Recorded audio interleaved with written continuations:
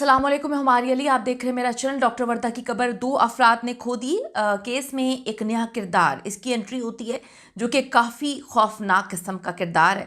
दफनाते हुए डॉक्टर वर्दा किस हालत में थी, दरिंदे लाश के साथ क्या कुछ करते रहे। अब जो आदिल और फैसल हैं, इन्होंने अहम तरीन इंकशाफात किए और ये केस हमें बार बार सोचने पर मजबूर कर रहा है कि यहाँ पर आप सगे रिश्तों पर एतबार नहीं कर सकती। ये दौर इतना खौफनाक हो चुका है, तो किसी गैर पर एतबार किस तरह से कर लिया गया या किस तरह से किया जा सकता है। डॉक्टर वर्दा के साथ क्या कुछ किया गया, कुछ मजीद हौलनाक चीज़ें आई हैं। आज की वीडियो में इस पर बात करते हैं। रिक्वेस्ट है चैनल को सब्सक्राइब करें, वीडियो को आखिर तक मुलाहिजा ज़रूर फरमाइए जी, हमारी हौसला अफजाई होती है इससे। डॉक्टर वर्दा मुश्ताक केस में हर गुजरते दिन के साथ जो है वो नई चीज़ें सामने आ रही हैं। हर गुजरते दिन के साथ नए नए किरदार सामने आ रहे हैं। यानी कि ये केस इतना सिंपल नहीं है जितना बनाने की कोशिश की गई थी। और पुलिस ने जिस तरह से मकारी और अयारी के साथ एक प्रेस कॉन्फ्रेंस करके इस केस को मुकमुका कर दिया था, तो उनको शर्म आनी चाहिए, उन पर केस होने चाहिए, उन पर एक जीआईटी बननी चाहिए। ऐसे पुलिस अफसरों को जो केस को ख़राब करते हैं, इनको किसी सूरत जो है अपनी कुर्सी पर नहीं बैठना चाहिए। डीआईजी हज़ारा नासिर महमूद का भी यही कहना है कि डॉक्टर वर्दा कत्ल केस पर जीआईटी काम कर रही है और हम तमाम मुजरिमों को गिरफ्तार करेंगे, यह हमारा वादा है। इस केस का जो मरकजी किरदार है वो रिदा है। रिदा और वहीद बिल्ला, यही मेन करेक्टर है, यही कातिल हैं। इन्होंने ही सारी प्लानिंग की और एग्जीक्यूट करवाया। किसी और को मरकजी मुल्जिम ना कहा जाए।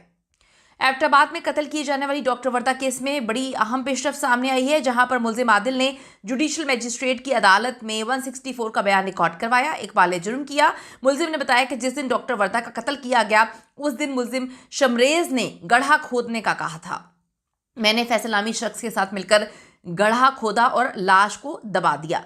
आदिल ने यह भी इंकशाफ किया कि डॉक्टर वर्दा से तो पहले कभी मिला ही नहीं था, लेकिन लाश बहुत बुरी हालत में थी, इतनी खौफनाक हालत में थी कि मुझे समझ नहीं आ रही थी कि ये क्या है।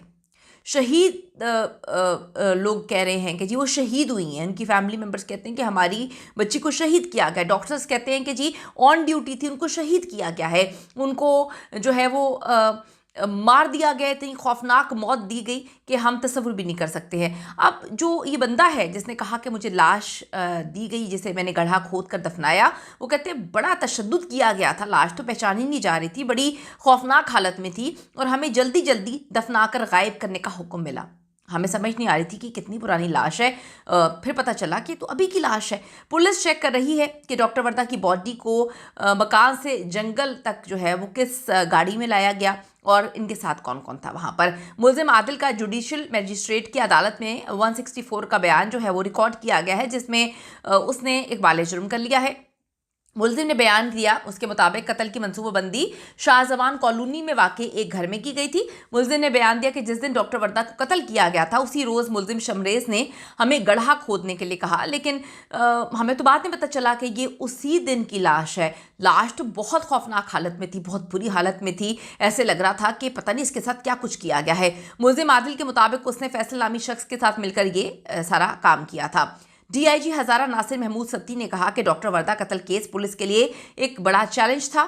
इसके मुल्जिमान को कानून के मुताबिक हम सख्त सज़ा दिलवाएंगे। इस मुकदमे में 8 रुकनी कमेटी बनाई गई है जो हर पहलू से बड़ी बारीक बीनी से जो है वो इस मामले का जायज़ा लेगी। अब सवाल यहाँ पर यह है कि अगर कोई जाता है, आप देखें कि कहा जाता है कि जी पब्लिक सर्वेंट है, कहा जाता है कि ये अवाम की खिदमत के लिए बैठे हुए हैं, लेकिन जब आप इनके पास जाते हैं और जाके कहते हैं कि हमारी बच्ची जो है उसको गायब कर लिया गया, अगवा कर लिया गया, उसकी जान खतरे में है, जगह मतलब नाम तक बताते हैं कि इन्होंने अगवा किया होगा, फिर भी पुलिस काम नहीं करती, मरने का इंतज़ार करती है, मरने के बाद भी काम नहीं करती। नहीं किया काम पुलिस ने। उसके बाद सोशल मीडिया पे जब ये केस उठा, क्या हर केस को सोशल मीडिया पे आना पड़ेगा? क्या हर डॉक्टर वर्दा को मरना पड़ेगा? इससे पहले पुलिस काम नहीं करेगी? ये बड़ा अहम तरीन सवाल है और हाई ऑफिशियल्स को इस पर सोचना चाहिए। जीआईटी को बहुत से नए जो है नाम मिले हैं। ये मामला इतना सीधा नहीं है जितना लग रहा था। फोरेंसिक रिपोर्ट आएगी तो मामला बिल्कुल क्लियर हो जाएगा कि किसी का डीएनए डॉक्टर वर्दा की बॉडी पर मौजूद था या किसका था। अब डीआईजी नासिर महमूद सत्ती ने कहा डॉक्टर वर्दा मुश्ताक का कत्ल एक बड़ा अफसोसनाक वाक़या है जिसमें लवाहिकीन को इंसाफ फरहम करेंगे।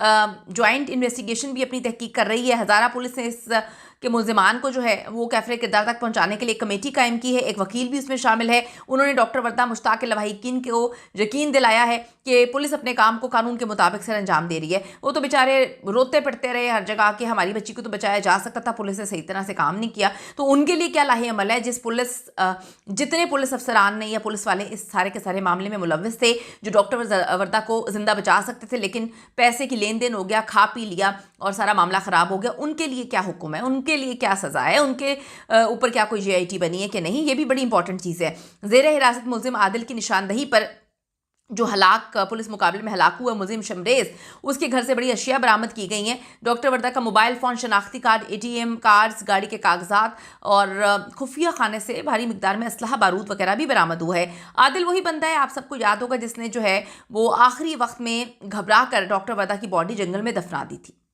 अब आदिल ने इंकशाफ किया कि शमरेज आदि मुजरिम है और वहीद से वो मुसलसल राब्ते में था। शमरेज का एक बंदा तो हर वक्त वहीद के साथ ही होता था, उस पर नज़र रखी हुई थी, उसका नाम नदीम था। अब जिस किस्म का असलहा शमरेज के घर से मिला है, आप तसव्वुर कर लें कि वो कितना खौफनाक दहशतगर्द होगा। रिदा, वहीद और नदीम तो अदालत में मुकर गए हैं कि हमने तो कुछ भी नहीं किया। अब बात यह है कि इनके खिलाफ गवाही देने के लिए परवेज़ और आदिल ये मौजूद हैं। आदिल ने भी ये बताया कि रिदा और वहीद ने डॉक्टर वर्दा को जो है इसका सौदा शमरेज से किया था और कहा था कि तुमने जो करना है इसके साथ कर लो, हमें कोई फ़र्क नहीं पड़ता, बस लाश नहीं मिलनी चाहिए। इसीलिए CCTV कैमरे के सामने से डॉक्टर वर्दा को गाड़ी में बैठा के ले भी गई थी। आदिल ने और बड़े इंकशाफात किए हैं। देखें, JIT रिपोर्ट जो है वो बड़ी इंपॉर्टेंट है। उसके मुताबिक मुल्जिमान के राब्ते वहीद से भी निकले हैं। जियो फेंसिंग में रिदा और वहीद की मौके पर मौजूदगी भी बड़ी चीज़ें साबित करती है। यही नहीं बल्कि मौके के गवाह और वहीद के साथी परवेज़ ने भी इनके खिलाफ जो है गवाही दे दी है। अब बात यह है कि कितनी बड़ी इनके पास पावर है पैसे की, किस तरह से अपने आप को बचाएंगे, ये देखना है। परवेज़ ने जो इंकशाफात किए हैं उनके मुताबिक तो असल कातिला रिदा वहीद है, उसे बचाने के लिए ये लोग पूरा जोर लगा रहे हैं। मुल्जिम परवेज़ के मुताबिक मुल्जिमा रिदा ने डॉक्टर वर्दा को कत्ल करने से पहले बड़ा मारा था।